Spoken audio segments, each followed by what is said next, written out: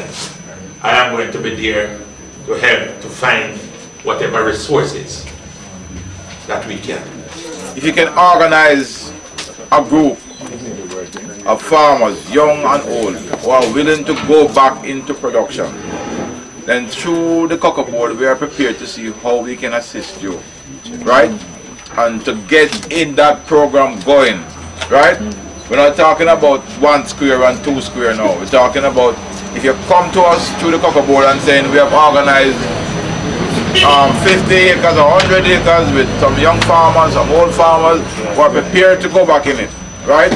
We will send a team in here to assist into that, in that production, and see how we can assist you to answer some of the problems you will have while you're waiting for your crops to come in. We are targeting the introduction of 200 young farmers per year back into farming at the same caliber that you're talking about. Minister, all you need is 2,000 to 3,000 pods per tree per year to give you 60 boxes per year. That's all you need. And you forget one that. Exactly. Exactly. You put it at the minimum. Because if you look at the ICS 60 when them trees start to bear, it's 12 dozen pods of this ICS 60 will give you the box. So you need to really promote that.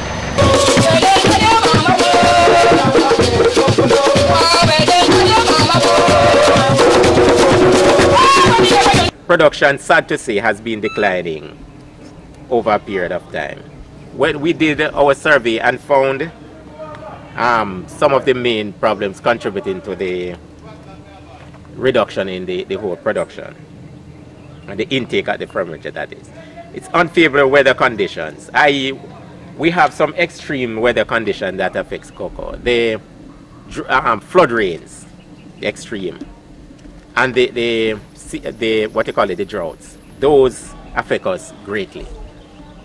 You have the high cost of available loan funds. You have some of the financial institutions are willing to lend the farmers the money, but when the farmer approach them, the interest rates that they are asking is alarming, so the farmers are not able to access the fund. Inadequate support to farmers from affiliated organizations. We have another one, the high cost of inputs such as labor and fertilizer. I'll expand on what the board is doing to address the labor and the fertilizer situation. The aging stock of farmers.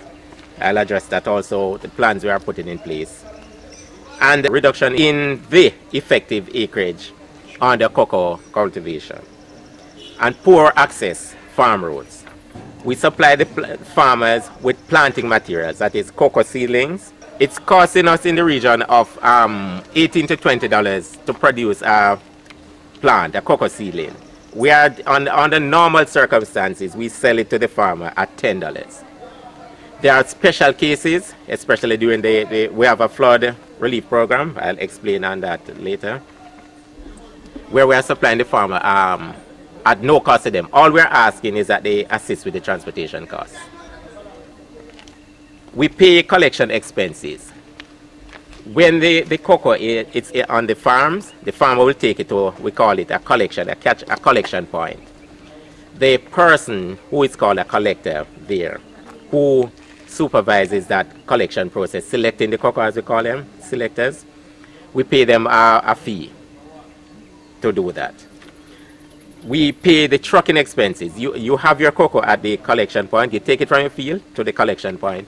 The board pays all the transportation costs from that point to the fermentary, and when it is processed at the fermentary, we take it to the central grading plant in Kingston. We pay all that transportation costs. We provide also the measuring boxes. We make them, we build the boxes, supply them to the groups at no cost to the groups. These are just, as I said, on an ongoing basis, some of the expenses that we have to undertake. We also provide extension service to the cocoa farmers. We provide also, with the high cost of the input, as we spoke about earlier on the rat bait and fertilizer, we are providing these rat bait and fertilizers at ex-factory prices to the farmer. Ex-factory prices, in layman terms, actually means it's a distributor's price. But for farmers to access these prices, these, as I say, cost price really, they must purchase the fertilizers and the rat bait through the board. the price we have been paying to farmers. This farm gate price, we have been increasing it annually. How do we increase the price when production is declining? The answer to that is we have undertaken what we like to call a self-imposed restructuring program. We commenced that in 1996. We have cut administrative and clerical staff by some 70%. Yeah, we have one person now doing the job of 3 other persons. We have also cut production costs, cut the production workers by some 50%. This savings that we have generated from this restructuring program, we have passed it on in the form of price increases to farmers. With rehabilitation, if we should rehabilitate a field within 3 to 6 months after rehabilitation, we can get, production can be doubled. We have some programs, some projects that we are undertaking under the rehabilitation program. One of them is the Cocoa Flood Relief Assistance Project. With this, we were able to purchase fertilizers, rat bait, and cocoa seedlings, and we have distributed these to farmers island-wide. We are looking on working with the 4-H club movement through schools, and as I said, we have to start somewhere. We're going to be starting with the schools and colleges in the cocoa bearing regions. The board is going to be going to these schools and colleges, and we're going to be establishing cocoa plots. What we're doing, we're meeting with farmers on group levels, and where we find farmers with general problem, we advise them.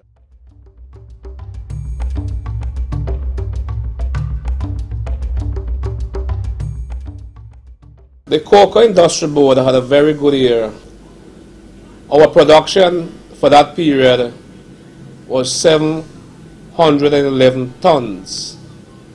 However, I wish to state that what we have found is that there is a great demand for our cocoa in Jamaica internationally.